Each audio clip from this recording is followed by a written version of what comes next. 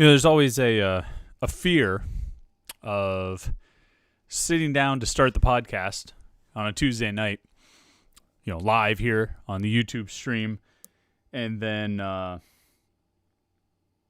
then of course record it here on the YouTube stream, and then post it on Wednesday for the regular audio podcast. And there's always this fear that I'm going to sit down to tape the podcast and news is going to break. You know what I mean? That there's going to be something that happens either while I'm talking or when I'm just about to talk, and I have to sort of try and conduct the podcast while sending direct messages and text messages and Instagram messages, and there's not so much Facebook messages, although I actually delved into that a week or two ago for some recruiting stuff. Facebook messages, I felt like it was 2012 again. And it's always a fear that I'm going to have to try and manage the podcast while I'm also, working, for lack of a better term, to try and find out what's going on. No, I don't say that because there's something going on tonight. Although right before I started the podcast, literally I was about to click the go live button on YouTube, and Panther-Lair sent out a tweet. It was, their Pit Too Lit hashtag, which is not a commitment. It's not the commitment tweet, but by golly, it's pretty close. Close enough to make me a little bit nervous. Close enough to make me send a few text messages and make sure that we're safe to go ahead with the podcast.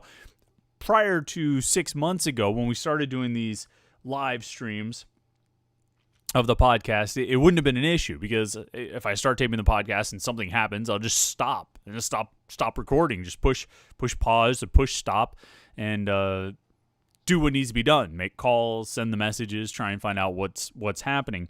But it's a little bit trickier now with doing this live stream because we're live, right? I mean, I don't think it'd be appropriate to just hit stop on something and just say, hey, guys, I'll be back later, or we're not going to do a live stream this week. I mean, we've come to do this on a weekly basis. And I mean, I think we've got a crew of people who like to check in every Tuesday night at 8:30 and, have a little conversation about Pitt sports. And I don't think it'd be fair to drop you guys just because something's going on. Although I've always wondered if it'd be interesting to have a podcast that's sort of right in the middle of trying to track down a commitment. You know what I mean? If we were sitting here talking and the phone went off, and I can't show that to the screen because there are messages on there. The phone went off and said, Panther-Lair, Pitt is it? And I said, oh, bleep, bleep, bleep. There's a commitment and got to get to work. And I always thought it'd be interesting if we just kept the camera rolling and went through it like that, and you watched me text and call, and hell, if we even got if we find the commitment, we put them up on FaceTime or something like that, and have the conversation there. And that's never happened, but I always thought it would be mildly interesting if it did. I think it'd be a curious situation. It probably wouldn't be very interesting to watch, to be quite honest. I think most of you would probably tune out and be like, this is boring. Watching you send text messages and direct messages, it's not very entertaining. And I think it'd be even less interesting for the people who are listening to the podcast a few days later. So we'll just have to skip all that. But like I said, nothing going on here on Tuesday night. I think Pitt's class, you're seeing some schools show some interest and maybe push for some of the guys in Pitt's recruiting class, some of the commitments. It seems like everybody's pretty solid right now. We've talked before about decommitments and the likelihood of decommitments and how this new recruiting cycle, the extended dead period due to the COVID-19 pandemic, how it's really kind of turned everything upside down. And we've talked about the impact it could have on commitments, whether you're more likely to hold on to commitments or whether you're more likely to lose commitments. We've talked about that before, and I've said that there are going to be decommitments when you have as many early commitments as not just Pitt, but across the country schools have gotten throughout the spring. I mean, these are unprecedented numbers. It's an unprecedented number for Pitt to be sitting at 18 commitments before July. That's never happened. Well, they've gotten up pretty high. They've never gotten the amount of spring commitments that they got this year. And, so, I mean, there are going to be decommitments. You get that many early commitments, you're going to lose some. And that probably goes for Pitt, and I think it goes for a lot of schools across the country. I don't necessarily know if it's going to be a higher percentage of the committed recruits who end up decommitting than it maybe was in the last couple of years. For a number of reasons, not the least of which is the fact that all these schools that have these commitments now are still going to have an opportunity to bring those kids, those committed recruits, on campus for official visits. And that's an important part of the recruiting process. I think when you saw a real spike in, that's poor choice of words, since that term has really taken on a different meaning nowadays. But when you saw a real spike or a surge in May, June commitments in the last few years, it was due to having kids on campus for official visits. But what would happen is you get through the fall, and some of those kids would get interest from other schools. The other schools would convince the recruits to take official visits to their school, and they'd go out and they'd have this amazing experience, which is what the official visits are supposed to be. And they would have this awesome experience and end up changing their mind and say, well, maybe Pitt wasn't really the one that I want to go to because I just had this great weekend at North Carolina or Ole Miss or wherever else. And Pitt had no chance to bring those guys back to campus for another official visit to give them that experience, to remind them of why they picked Pitt in the first place, because they had already used the official visit back in June.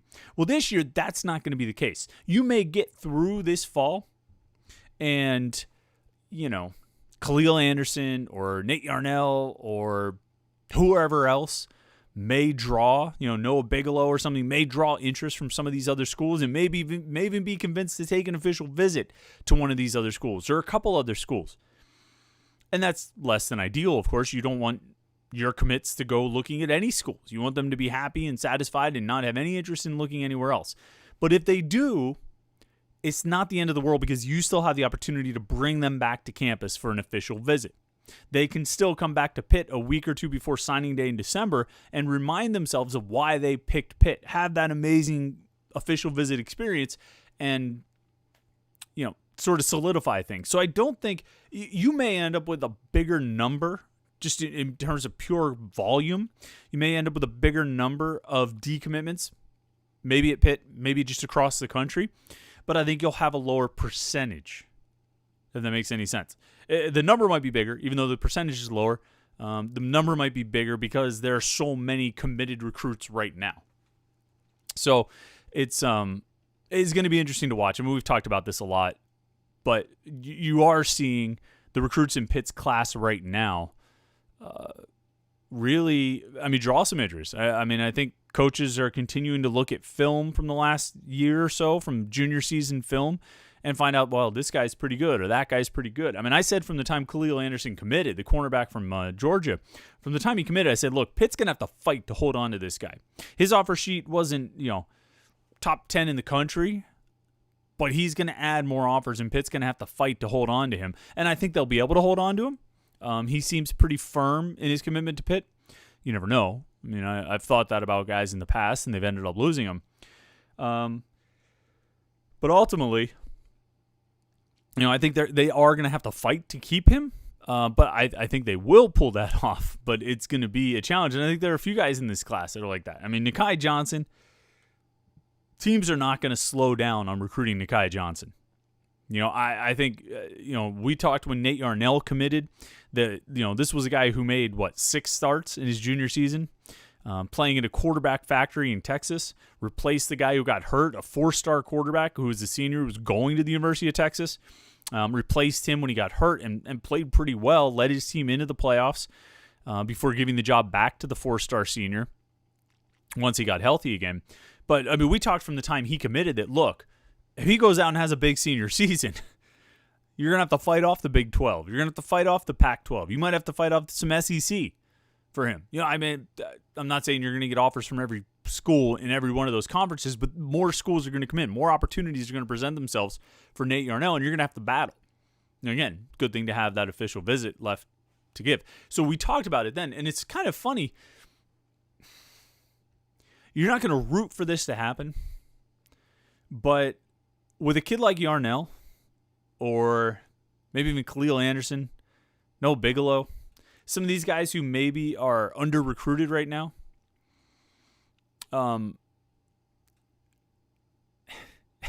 and there's no nice way to say this, I mean, without just sounding like you're completely self-interested, if you're Pitt,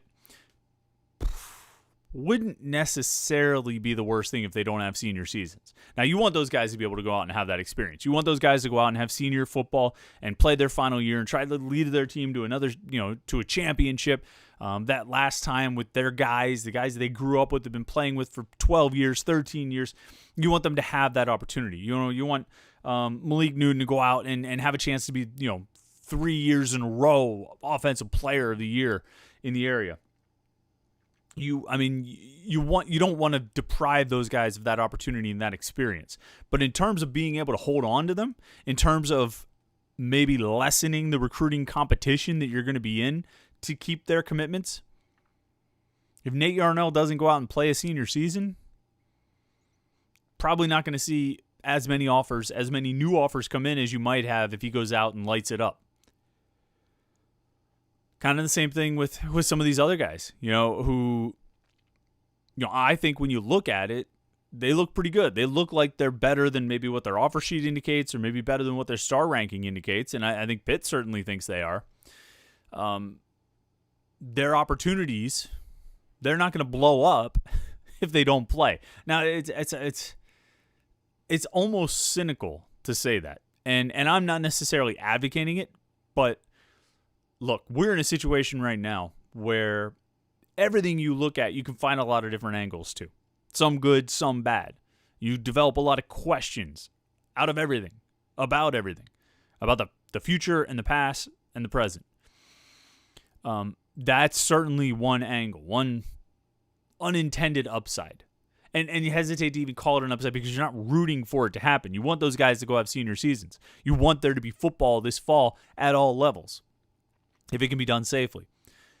But if there's an unintended upside that could potentially come out of it, that would be it. That's kind of what I've been thinking about a lot, really in the past few days, the last week or so, week and a half.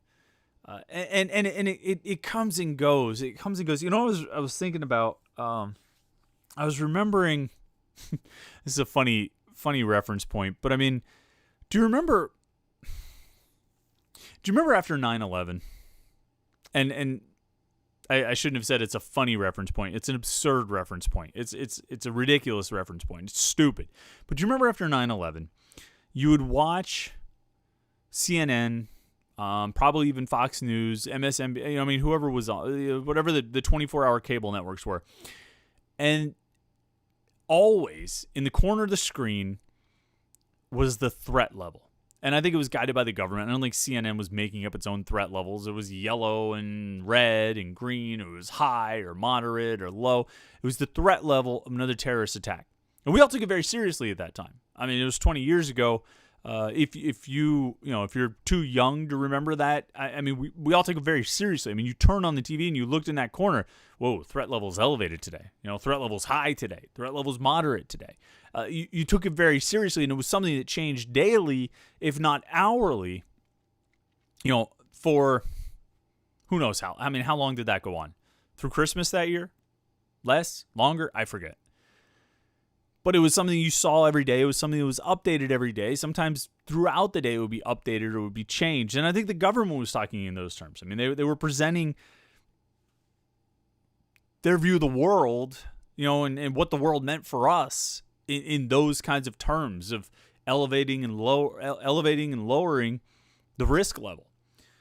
And I've kind of felt like that on a absolutely much smaller scale in recent weeks when it comes to the prospects of a football season this year. Now, I'm in no way comparing a football season to a terrorist attack, but in terms of that sort of constant monitoring, ever-shifting level of likelihood of something happening. And with this football season, I mean, we all want to see it happen. I personally and professionally, I want to see college football this year. I want to see the NFL this year. I want these things to happen. Like I say, personally and professionally. Professionally, I want something to do. And I mean, we've been staying pretty busy on Panther-Lair.com. I think we've been doing a nice job pumping out content, finding things to write about, staying up to date on recruiting, finding interesting team topics. I think we've been managing quite well, and we've had good conversations on the message boards. And obviously, we do this podcast every week, and we have our Conversations podcast on Fridays. Last week we had Greg Cross.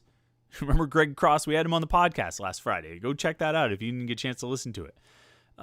I think we've been managing, but I want some games to write about. I want some season storylines. I want to see what this Pitt team does. I want to see who this Pitt team is. I want to see if they are who I think they are, or if they're not. I'm as intrigued by this Pitt team as I've been by a Pitt team in a long time.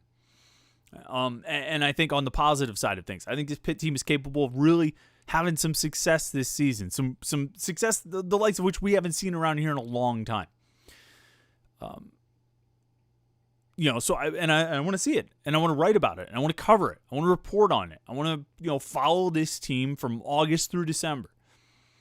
And so on a professional level, and personally, I like college football. I like to watch football. I want to watch those games, and I want the NFL to come back too, because I really like fantasy football. And I've been in a league with some people for 14 years now.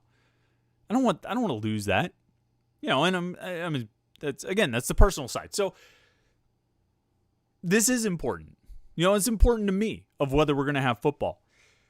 And the hardest thing is that we just can't get a handle on it. You can never really find solid footing. And this is not a criticism of anyone, because it's a constantly shifting situation. You can't find solid footing to sit down and say, there's going to be football, or there's not. And I mean, there are people who say that. There are people who are out there saying, there's not going to be any football. And that's a reality we do have to prepare ourselves for. Yeah, I mean, you have to accept that possibility. You have to accept the possibility, the reality that this possibility exists. And that it very, very well could happen. And then there are people who say, there's going to be football. Don't worry about that. It's going to happen. Well, I'm preparing myself for that as well. And I think you look at the colleges and you look at the teams, they're preparing themselves for a season happening.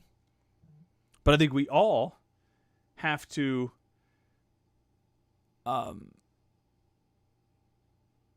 be prepared on both ends. You know what I mean? Sort of, whatever it is, personally, professionally, emotionally. We have to be prepared for all prospects. But it just keeps changing. And so, I mean, there was a stretch there where I was getting really optimistic. I mean, I felt like I was cycling up. We were at the high end of the optimism about the season happening. As the conversation seemed to shift from shortened seasons or a spring season, it shifted to just being about, well, we're just not going to have fans, or we're going to play at a limited capacity. I mean, we're going to play at 40% or 50% or 30% or whatever it is. And I could take that. I could handle that. I'm good with that. I'll take games with no fans. Shoot, if you want to keep the media out, I would prefer you don't, but I think we can find ways to work around that. And I want the games to be played. So I will take it with no fans. I will take it with no media. And I would hope that that's not the way it went. But if it was that or having no games, I'll take that. And so as the conversation seemed to shift around ways to have the games played safely with no fans, I said, okay, this is good. This is a step in the right direction. That we're not talking about how we're going to have to shorten the season or move the season or cancel the season. We're talking about how we're going to have the season. It's just we have to figure out how to do it safely and maybe limit the number of people who come into the game. I'm good with that. Well, last week and a half, 2 weeks, now we're heading in the other direction. And it's, I mean, I'll be honest, my optimism is waning quickly for a season this fall, at least. You saw, the Centennial Conference announced on Tuesday that they're moving their season to the spring, or at least they said they're not going to have any sports this fall. I think they said the football will be played in the spring. I forget what they announced, but the Ivy League is expected to announce on Wednesday that they're going to move their season to the spring. And, the Ivy League doesn't command the money They don't have the TV contracts like the Power 5 conferences do. They don't have the same sort of implications and consequences financially that these other conferences have. But if we're making decisions with the health and safety of the student athletes in mind, I mean, the Ivy League was the first conference to cancel its men's basketball tournament. The Ivy League called it off before the NBA suspended its season. Before any of the other conferences, before March Madness, before anything else, the first thing to go was the Ivy League men's basketball tournament. Now, the Ivy League, they're not telling anybody what to do. Power 5 conferences aren't necessarily following the Ivy League's lead, but it's not hard to imagine, and this was in The Athletic. I think Nicole Auerbach and Bruce Feldman had an article on Monday about, it's not hard to see a row of dominoes falling that starts with the Ivy League, works its way into, the FBS, the Group of 5 conferences, and then eventually into the Power 5. It's not hard to see those dominoes falling. And man alive, does spring football open up a whole new can of worms and a whole new can of questions that I can't, my brain is not big enough to fathom or conceive of the answers to even half of the questions that spring football would bring up. Because, and every time we talk about it, and we had a conversation about it on the message board, a good discussion about it on Monday and Tuesday this week, about the prospect of spring football, motivated by the news and the reporting on the Ivy League. And we had a good conversation about it that, and fans brought up a lot of these questions, and I don't have the answers for them. People smarter than me are going to have to figure this stuff out. And I can guarantee, they're sitting around asking themselves the same questions we're asking right now. They're saying, if we have the spring football, what's the turnaround going to be like to go from spring to fall? Bump my microphone there. Apologize if you heard that on the podcast. I apologize if you see it on the shaky screen on the live stream. But what's the turnaround like? You say you play a spring season, what, February to May? Somewhere around there? February to April, I guess? You turning around and coming back to training camp in August? It's a quick turnaround. And diving right into a full season. And then, you obviously have the question of guys who are potentially going to the NFL, seniors or underclassmen who are going to leave. What do you do with those guys? Is the NFL going to move the combine? If the college season starts in February, all right, let's say they go February to April or so, and I don't know if that's what the Ivy League is considering, if they would go January to March or something like that. Is the NFL going to move the scouting combine? If they don't move the combine, are guys going to skip it? Are guys going to skip the season because they want to stay healthy and not play a full season February to April and turn around and go to minicamp in the NFL in May? And probably, you wouldn't even make it. If you played February to April, you're going to have, assuming we have bowl games and playoffs and whatnot, you're going to have those games into May. So you're not making any kind of mini camp in May. You're going to like a mini camp or an OTA or something like that in June or July. A month, 2 months after finishing a season, a full season. And the NFL is not going to do anything. The NFL is not going to concede any points to try and help college football. It's not in the end. I know they got a free minor league system, but they're still not going to do anything to help anybody. Or I'd be shocked if they do. I don't see them moving the scouting combine to whenever you want to say June. Just to, and then moving the draft. Because if you're going to move, if college football is going to play a spring season and you're going to have a scouting combine before the draft. First of all, if college football is going to play a spring season, it's probably going to overlap with the NFL draft.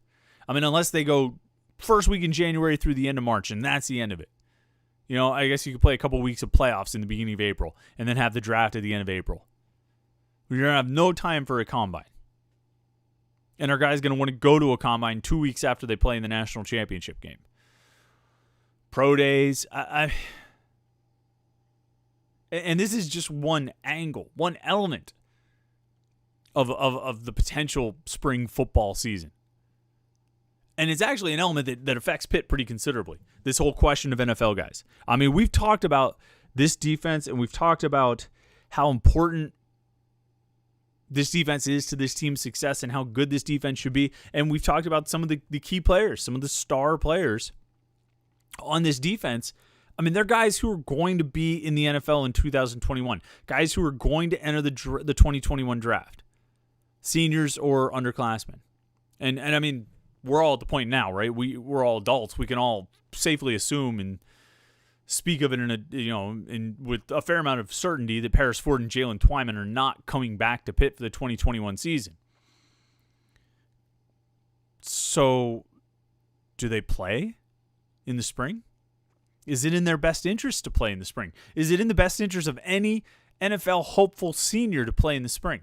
There's something to be said for having senior film. There are guys who are borderline draft picks, or maybe, right now, third or fourth round draft picks who could play themselves into the top 2 rounds. And it might behoove them to have a senior season, to put another year of game film on tape for these NFL teams to try and boost their draft stock.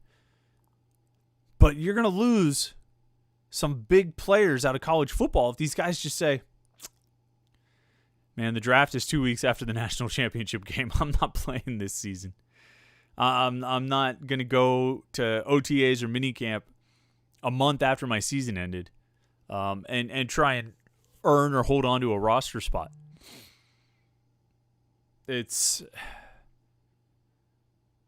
What happens? What would you do? I was actually going to put this up as a poll question. If you're a guy like Paris Ford, if you're a guy like Jalen Twyman, if you're a guy like Patrick Jones, these are the 3 guys we talk about the most as Pitt's, draft hopefuls for the 2021 draft. Guys who have a chance to be drafted pretty high.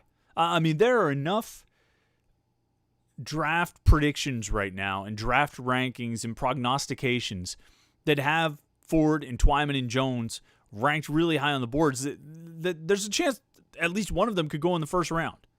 And if not the first, I think all 3 are gone through, the third round at the latest. If that's where you're sitting right now, entering the 2020 season, and you're one of those 3 guys, and you are no worse than a third round pick right now, do you play? Do you suit up for Pitt? If the season's going to be in the spring. Now, there's something to be said for the thought that, okay, well, these guys had a chance to go to the NFL this year. All 3 of them were draft eligible. All 3 had a pretty good reputation. Nothing should have changed about their reputations between then and now. And all 3 chose to come back because when they put into the NFL for paperwork, for evaluations, they got, the return to school grade. You get a first round grade, a second round grade, or a return to school. And they all got that one. So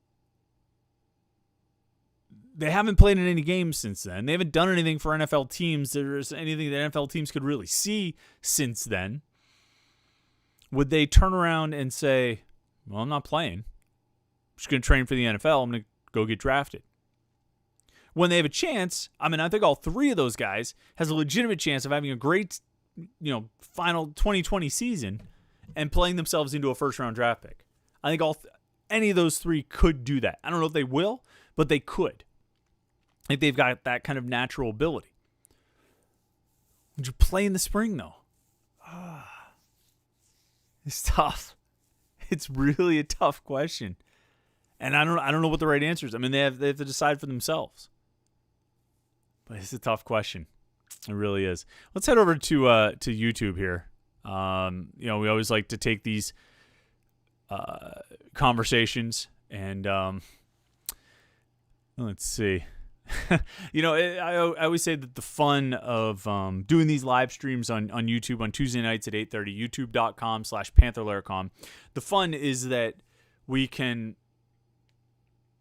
have kind of a conversation. You know what I mean? Like, you can react to the things I'm saying, and I can read your responses and your questions, and we can talk. Whereas it used to be I just sat down in front of the computer and talked just talked, and you listened to it later, and we didn't really have any opportunity for feedback, at least not in the moment. Well, we have that opportunity now because there's a comment section here in the video. So youtube.com/Panther-Lair.com. While you're there and while you're watching the video, try to subscribe to Panther-Lair.com on YouTube. We want to get those subscribers up. We're doing great. Everybody responds to this well, so check that out.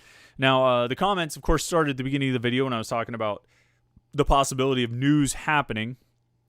And a few people mentioned Pat Narduzzi's tweet where he tweeted the Pit2Lit hashtag, and some comments about that. It's not a commitment or anything like that. They did not get a commitment. I think it's just about trying to keep this class together. Pat Narduzzi used a lock emoji in his tweet, and I think it's just about trying to keep this recruiting class together and keep it solid as a group, which I mean, so far they've done that, and I think they'll continue to. Let's see here. Jason Martell points out that Trevion Stevenson tweeted an offer from Florida. Yeah, that's true. He tweeted that tonight. That outside linebacker potentially growing into a defensive end from Virginia. Kind of a project in terms of projecting him to add a bunch of weight and be able to play a certain position.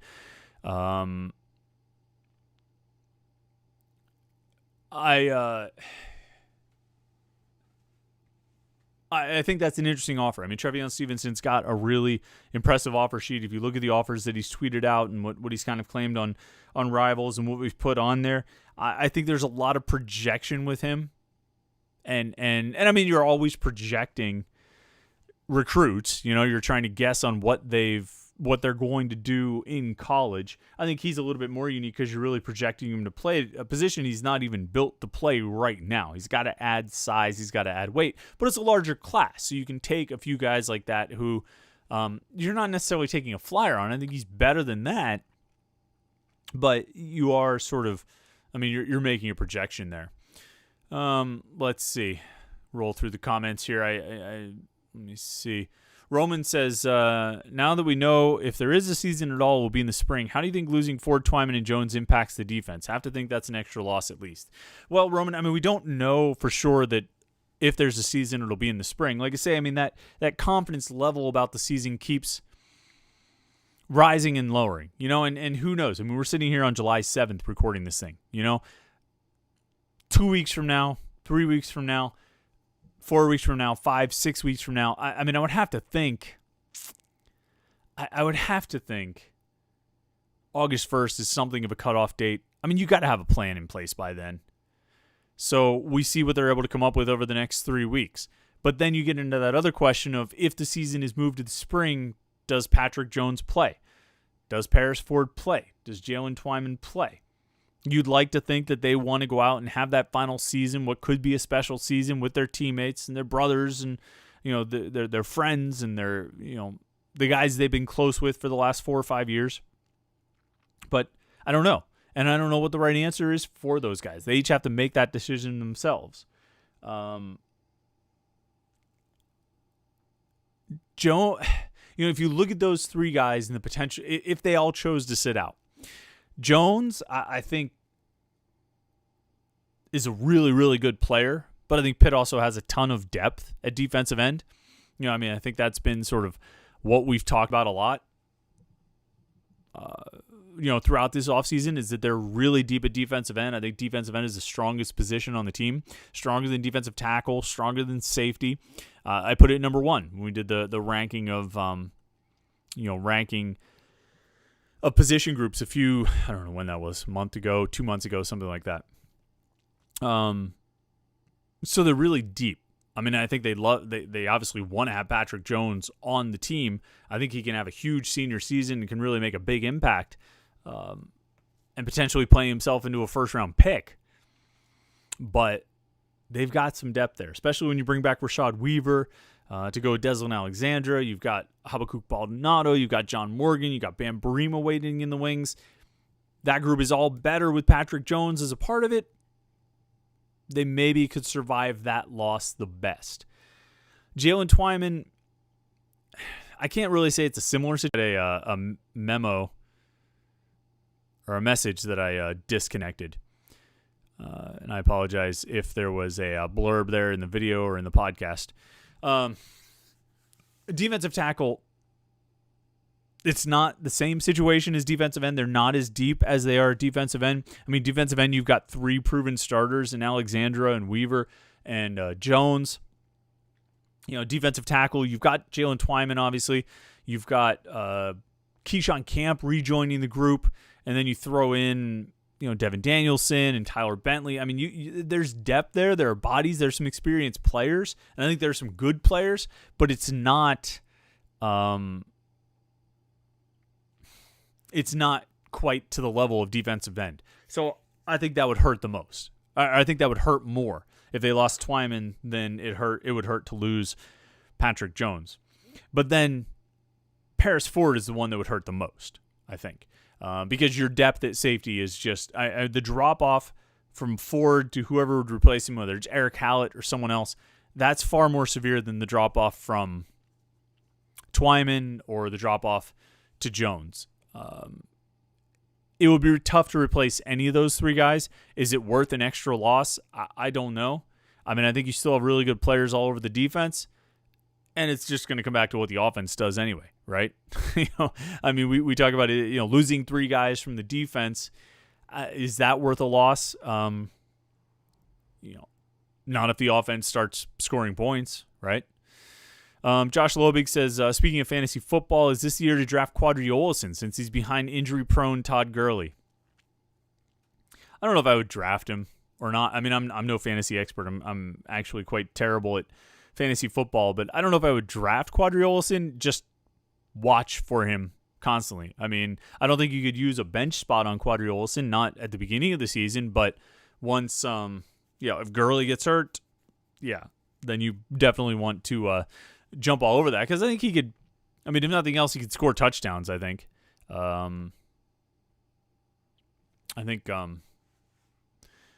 That's probably your best bet, though. Keep an eye on the waiver wire.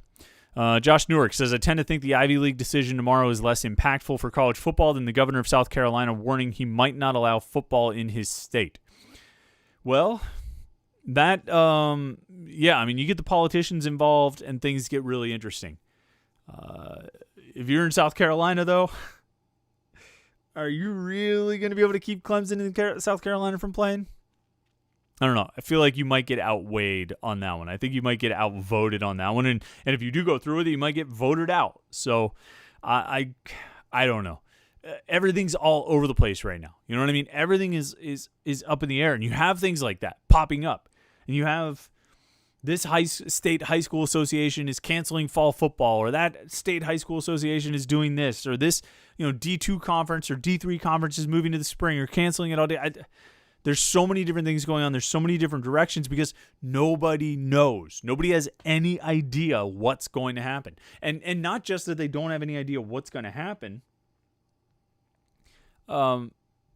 It's not just that we don't know what's going to happen. It's that we don't know what the circumstances are going to be that we're going to have to adapt to and adjust to in the next 2 months. What did we think this was going to be in May? If you go back to the beginning of May, the first week of May, what did we think it was going to look like once we got to July 1st? Or the 4th of July or something like that? I thought we'd be pretty well past it. Really. I thought we would be much further along than we are right now. What did I think a month ago? It's so hard to figure out because it's such a constantly changing situation, and it's a situation that we just haven't gotten a handle on. We haven't gotten on top of this thing. We haven't gotten control of it. And that makes it impossible to predict what it's going to look like a month from now or 2 months from now. And when we can't predict what it's going to look like a month from now or 2 months ago, what the spread of the pandemic and the virus is going to be, and what our response to it is going to be, what our testing is going to be like, what our ability to contact trace. All these different things that go into the decision of whether or not you're going to bring 40,000 people or even just 400 people to Heinz Field or Beaver Stadium or Nippert Stadium, wherever it is, Milan Puskar Stadium. I mean, it's impossible to even kind of guess what it's going to look like. And sometimes that's the most frustrating part. TRR agrees it's a good thing there's a lot of defensive linemen at the coach's disposal in case Twyman and Jones do sit. Paris Ford, that would be a much bigger loss to replace. I think so too. And I'll tell you what, I think Paris Ford maybe out of those three stands to gain the most from playing this season. I think he's a really good player. I've said before, I think he's one of the most exciting players I've seen at Pitt in a long time. Maybe going back to LaShawn McCoy. Just in terms of guys who are just, you watch him on every play. Don't take your eyes off him. I mean, Aaron Donald would probably fall into that category as well. But I think Ford maybe even more than Aaron Donald. I mean, in terms of just pure excitement and the fun of watching him play. But I think he's got, there are things he could do this year. Just little things he could clean up from last season, that if he cleans them up, he can play himself into a first-round draft spot. Top 2 rounds at worst. I think he stands to gain a lot in that regard by going out and playing smart, sound, responsible football, which I think he did a fair amount of last year. But I think he also was in his first year as a starter and was still getting comfortable being on the field and understanding his role and how to not just try to take over the game from the safety position, but also how to fit into the defense and make the whole thing work better. And not one part of this is disparaging to Paris Ford. Like I say, I think he's the most exciting player I've seen at Pitt in a long time. And I think he's really good. I think he's got first or second round talent. But I think he could stand to benefit, like I say, maybe more than any of those guys. I think he could stand to have that season. Josh Lobig has a great question here, and this is something I hadn't thought about, and this is something I had not considered, and I don't have an answer to this, but he said, there's a ruling, I don't know who this even comes from, that without on-campus classes, if it's all on, if a school goes online or remote, international students lose their visas. How does that affect Pitt football? Or football at large? Guys who are from out of the country, international students, Liam Dick, Jared Wayne, Kirk Christodoulou, Habakkuk Baldonado. Liam Dick and Jared Wayne are from Canada. Kirk Christodoulou is from New Zealand. Habakkuk Baldonado is from Italy. I don't know their citizenship status. I don't know if those guys are U.S. citizens. I'm not sure. I know Jared Wayne and Habakkuk Baldonado went to school in America for a year. I forget where Liam Dick went to school. I don't know how that would affect those guys if Pitt were to decide to go with remote learning. And the University of Pittsburgh is not at that point yet. I mean, they're still talking about, a mix of in-person and online learning and instruction or whatever it is. And that also changes quite a bit. But I really hadn't considered that. I think that's a really interesting point, Josh, and it'll be something we have to watch for and see. Eric Rogers says, I think the SEC is going to play football in the fall regardless of what any other area or conference does. I think so too.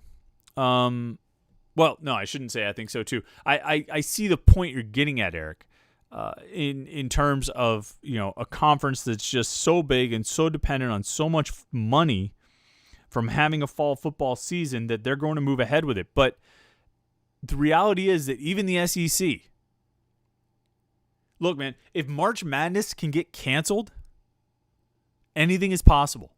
All right, when they canceled March Madness, that wasn't the first slap in the face, but it was the biggest one. That's a huge, huge property. Is it bigger than SEC football? Maybe not. But it's pretty freaking big. And when they were willing to cancel that was eye-opening. It was eye-opening to me, and that was my first. It wasn't the first, like I said, it wasn't the first slap in the face, but it was the biggest slap in the face, the biggest one we've gotten thus far in terms of things getting canceled. Like I say, if they're willing to do that, I don't think you can completely rule out anything. I think the conferences will find a way to play the games whether it's now or in the spring, and some, unnamed athletic directors or university presidents or whoever have said, look, that's a last resort to move games to the spring. But I think it's a resort that still comes before canceling games outright. But like I say, I'm with you, Eric. I understand that, the SEC, they're too big. They're definitely going to play their games. Well, I would have said the same thing about March Madness. I would have said that's never going to get canceled. Too much money involved, but they did it. TRR says if the NFL won't move the draft back, then let them draft players while the college season would still be going on and coming to a close. No pro days isn't the end of the world. That's interesting. Basketball doesn't draft when guys are still playing, right? Baseball doesn't draft when guys are still playing. I don't think the NFL would want to draft when guys are still playing, and I think they would want to have I think the NFL would want to have pro days. I think the guys the players would want to have pro days because it's an opportunity to go out and get seen. I think a guy like Maurice French suffered from not having a pro day. I think a number of guys on Pitt's team this past year who went undrafted, or even Dane Jackson who went in the 7th round, I think they all could have benefited from having a pro day where they show teams what they can do. It's not the end of the world.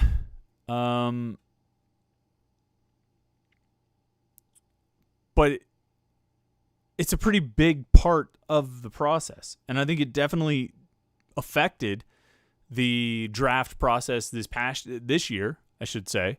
And if you were to, go without a combine or go without pro days next, in 2021, it's going to have a pretty significant impact again. I don't know. I don't know how the NCAA or the conferences work in concert with the NFL to try and find a system that actually works. And if the NFL is not willing to budge and move things around, they kind of screw the conferences, right? Or they kind of screw the college kids, and maybe themselves, because they might limit themselves in terms of evaluation opportunities. Josh Lobig asks, Chris, can you shout out my buddy Adam and his fiance, as at least one of them are sick right now. Hope they recover quickly and safely. Yeah, same here, Josh. Anybody who's feeling under the weather, whether they have the virus or whatever, we all just need to be healthy right now. We all need to stay safe. We all need to stay healthy, and we probably all are in the same boat where you feel a little sick and you get really paranoid that it's the big sick. And, hopefully it's not. But, yeah, Josh, your buddy Adam, his fiance, I hope you guys feel better, and hope only one of you is sick, and hopefully you recover quickly. Dale Gribble says he lives in Washington County, and a certain person who works in the NFL from this area said he's hearing November for college. That would be interesting. November would be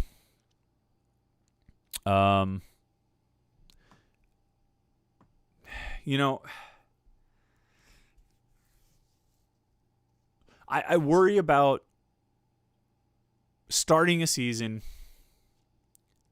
and then having to cancel it. November will be interesting, but man, you're going to be out of school, which I guess, maybe that's a good thing. Maybe by that point you've had a chance to, not to say it like this and be cynical, but maybe at that point the guys on your team who are going to get it have already gotten it, by November, and you have less to worry about there. There are already conspiracy theories about some of the teams where players have gotten the coronavirus this summer, with the thought that, well, if you start a season on time, these guys aren't going to catch it again and then have to miss time, as would be the case with guys who have not had it yet. That's a conspiracy theory, and it's definitely floating around out there. I've heard it in some different places. I don't know what to make of a November season. All I can say is I don't think anything's off the table. Fall season, late fall season, spring season, no season, shortened season, conference season, regional season, you name it, I think it's a possibility. And that's the best I have. And that's what's frustrating about it, is we don't know. We don't know. TRR, Chris, your thoughts on the rumored talk of down the road the Power 5 schools breaking away from the NCAA? Good or bad for Pitt and the sport in general? For Pitt, it's fine because they're one of the Power 5 schools, right? They're in a Power 5 conference. So if there is a breakaway, if the Power 5 conferences become autonomous, create their own organization, and sort of separate from the rest of FBS and the rest of the NCAA, Pitt is in that group. I mean, if they decide to thin the herd a little bit, which I don't think they would, I think they would want to stay at 65 or 66 schools, whatever it is, just so they have enough teams to go around. Pitt made the cut, by being in the ACC, so they're okay. Do I think that'll happen? Yeah, eventually I think there'll be even more autonomy for the Power 5. Eventually maybe up to and including a break away from the NCAA. Is it good for the sport? I don't know. I mean, excuse me. They aren't really part of the. I mean, they're part of the NCAA, but there's a pretty big separation already. I think it just becomes a little more formalized. So, I don't know. Richard Tenza, Chris, really love the interview podcast. Who's next? Well, thank you, Richard. I appreciate you bringing that up, actually. Every Friday we have our conversation podcast, and had a great conversation with Greg Cross last week. Talked about his 17-yard touchdown at Iowa, or against Iowa, I should say, in 2008, and then his career just never really took off from there. But it was great to talk to him because he played at the junior college level. He's coached at the junior college level. He's coaching now at the junior college level. And so he had a lot of insight on that and really just a really positive attitude about his time at Pitt, which I wasn't sure if that would be the case because I thought he would be rather unsatisfied with his time at Pitt, a little unfulfilled by his time at Pitt, but really could not have been more positive. And before that, we had Gus Moustakis. We had a run of Pitt sort of administrators and historians, Sam Shulo and Donna Sampt and EJ Borghetti. We had a great one with Curtis Martin, which I think still is one of my favorite podcasts we've ever done, one of the best interviews I've ever been a part of. Curtis was honest and candid, just great stuff. Richard, I'm not going to tell you who we have this week because I haven't recorded it yet. And it was sort of the same case last week. I had the interview scheduled with Greg Cross for last Wednesday night, but I didn't want to say on Tuesday who it was going to be because I didn't want to jinx it. Well, not jinx it, but I didn't want to, because that's silly. But I didn't want to promote it and then not have it. So we're lining something up. We hope we have it lined up. We hope it's all set to go, and we'll record it on Wednesday, I think is the plan, is what we've got scheduled. But I'm looking forward to it. I think it'll be a really interesting conversation. Maybe not necessarily a name you're familiar with, but someone who I think should have a lot of interesting insight on some things, and I'm really looking forward to the conversation. Bill Price says, I can give some small insight on the status of online versus in-person at the University of Pittsburgh. Schools are currently surveying faculty for facility needs for the fall. We're allowed to request rooms, elect online only, or request a mix of in-person and online. That's for the law school facility management at least. Well, thank you, Bill. I appreciate your insight. We're going to take your word that you know what you're talking about there. Yeah, kind of like so many things.